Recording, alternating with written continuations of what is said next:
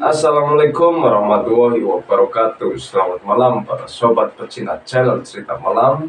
Kembali lagi bersama saya Randy di channel cerita malam, yang kali ini akan membawakan sebuah cerita yang cukup menarik dan pastinya membuat Anda semua penasaran.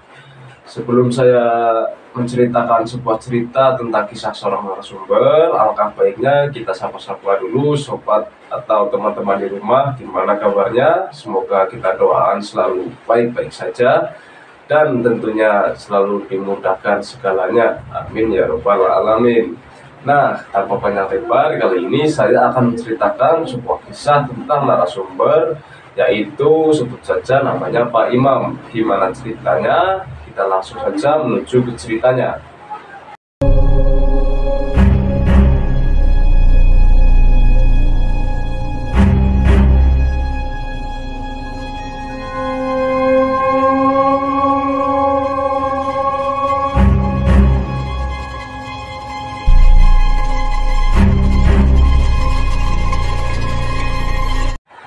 Nah, kali ini ceritanya seperti ini, teman-teman. Beliau ini, Pak Imam ini adalah seorang sopir. Beliau sudah melakoni pekerjaan sebagai seorang sopir ini sejak tahun 2006, teman-teman.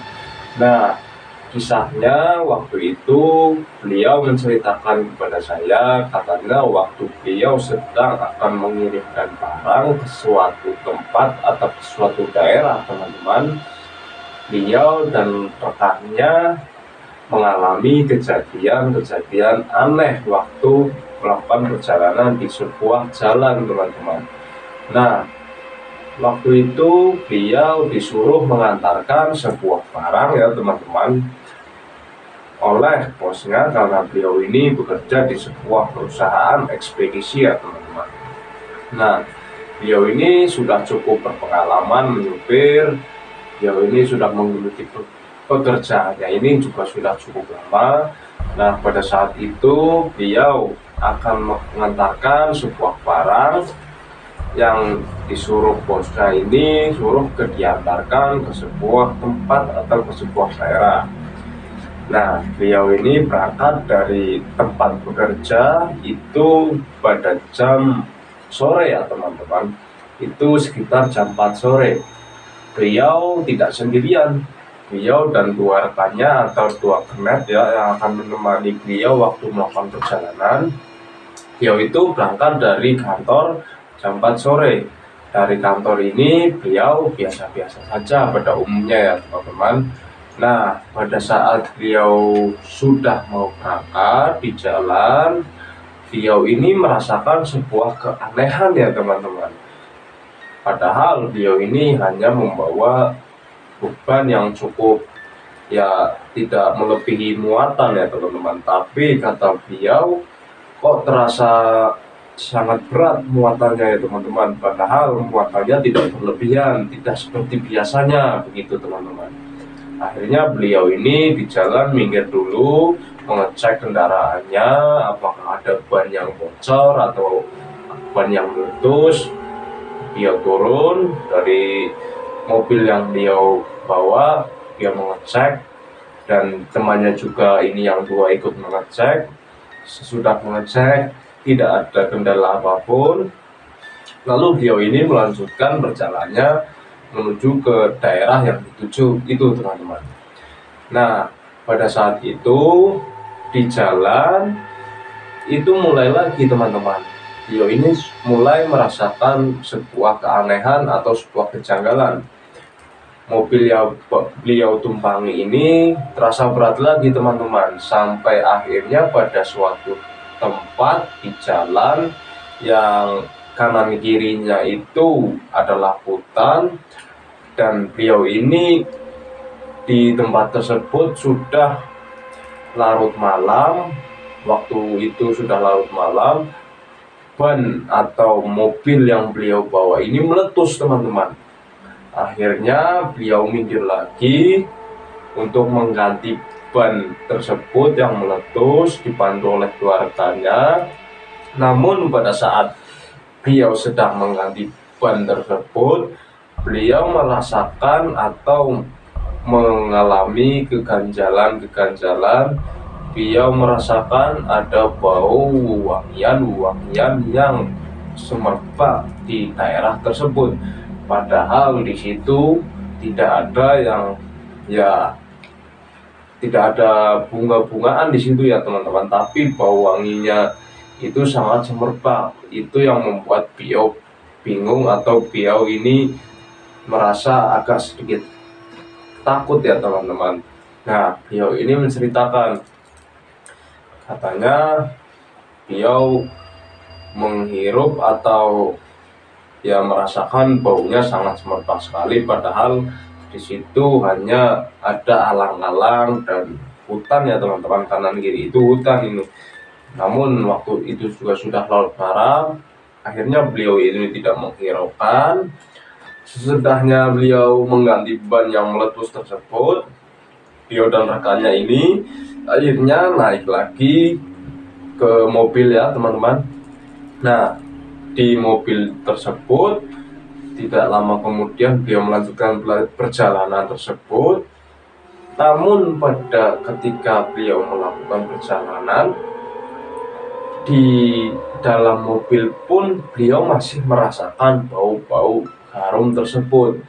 Nah, di situ beliau merasakan agak curiga ya teman-teman, agak di luar nalar gitu, nggak masuk akal gitu katanya teman-teman.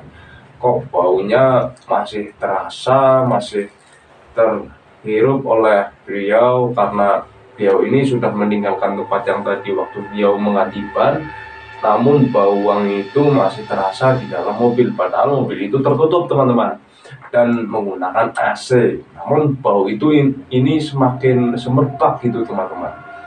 Akhirnya beliau ini kan tidak menghiraukan, ya dibiarin saja oleh beliau, mengabaikan. Takutnya beliau ini memikirkan hal-hal yang di luar nalar karena beliau ini sedang fokus untuk menyupir teman-teman. Nah, beliau pun melanjutkan saja perjalanan, namun ketika di tengah perjalanan beliau ini melihat sesosok atau makhluk yang nggak tahu itu kata beliau manusia atau bukan, melintas di depan mobil beliau, dan akhirnya beliau pun melakukan pengereman mendadak teman-teman. Nah, beliau pun kaget karena bingung kok ada makhluk atau manusia melintas secara tiba-tiba, yang membuat pikiran atau fokus dari Pak Imam ini menjadi buyar teman-teman. Akhirnya beliau melakukan pengereman mendadak dan beliau pun melakukan pengecekan lagi tadi apa yang lewat, dan dilihatlah keluar dan tidak ada apa-apa teman-teman. Akhirnya beliau pun membaca istighfar dan membaca doa agar diberi keselamatan, agar dia dijauhkan dari segala macam bahaya ya teman-teman. Namun ketika beliau naik lagi ke mobil, beliau melihat dari kaca spion yang ada di atas yang menuju ke belakang, beliau melihat sosok seorang wanita yang menunggangi atau ikut menumpang di dalam mobil yang beliau bawa tersebut teman-teman.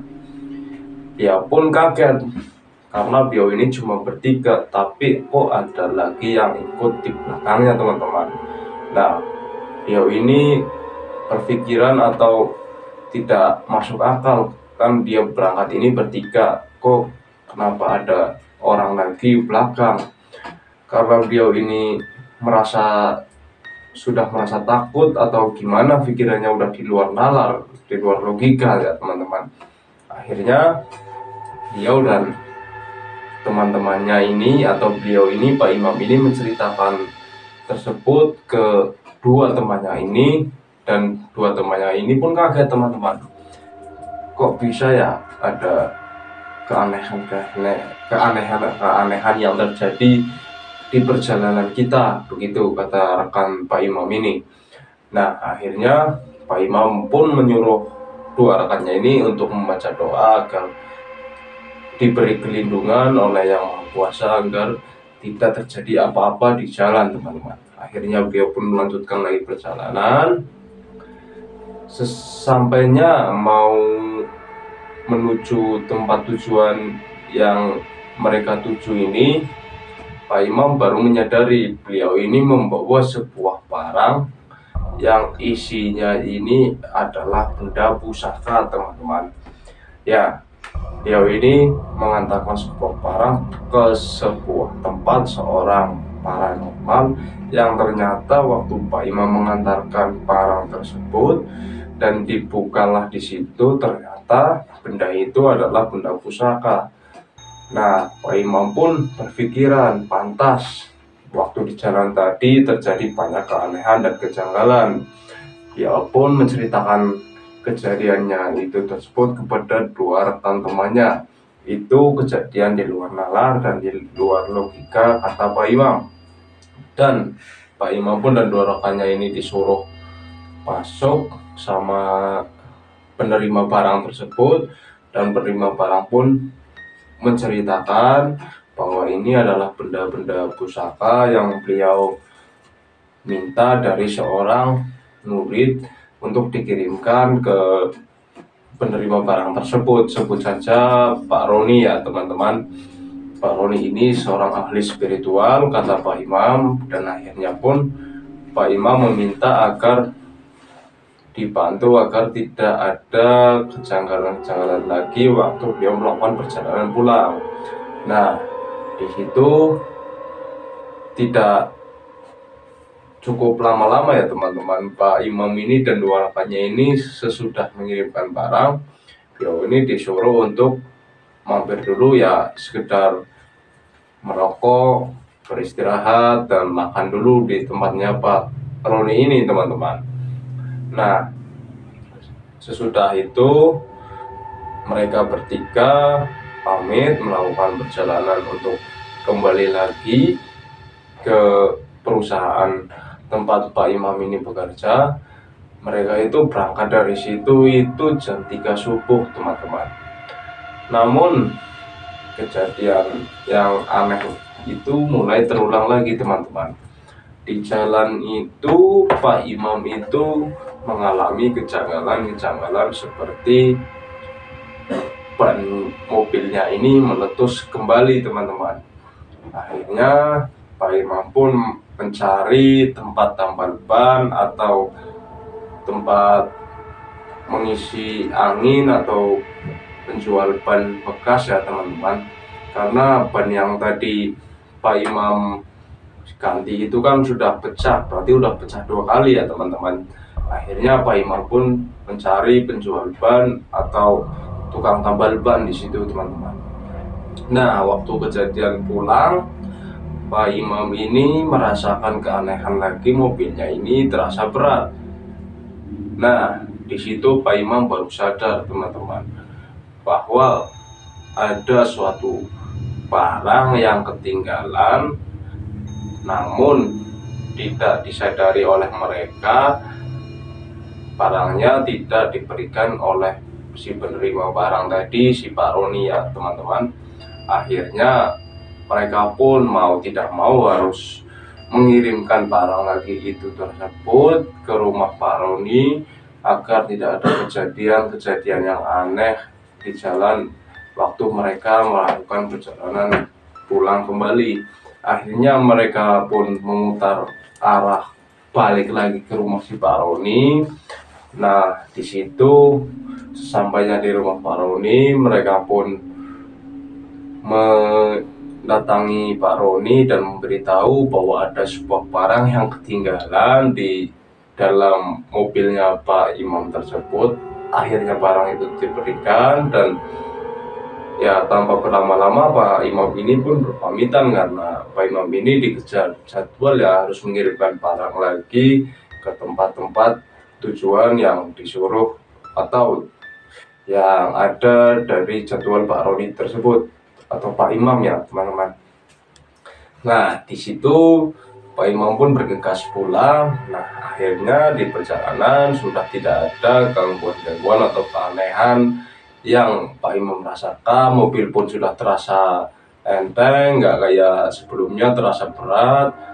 Nah, di situ Pak Imam juga baru sadar bahwa di situ keanehan-keanehan tersebut karena adanya barang-barang pusaka tersebut yang Pak Imam bawa di dalam mobil dari Pak Imam tersebut, teman-teman. Akhirnya Pak Imam pun sampai ke perusahaannya dengan selamat, dengan baik-baik saja dengan dua rekannya ini.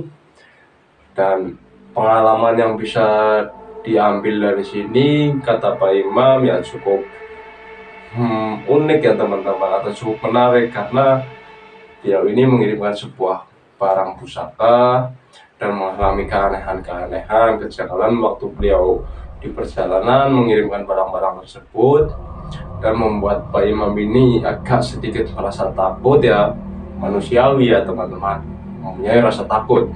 Nah, begitu cerita sedikit dari Pak Imam, supir ekspedisi pengiriman barang. Apabila teman-teman juga memiliki cerita horor atau cerita mistis yang menarik, kirimkan di email Cerita Malam di bawah ini ya teman-teman. Jangan lupa like, comment, share, subscribe Cerita Malam agar memberikan cerita-cerita yang menarik dan membuat cerita malam semakin berkembang. Saya Randy, sampai jumpa.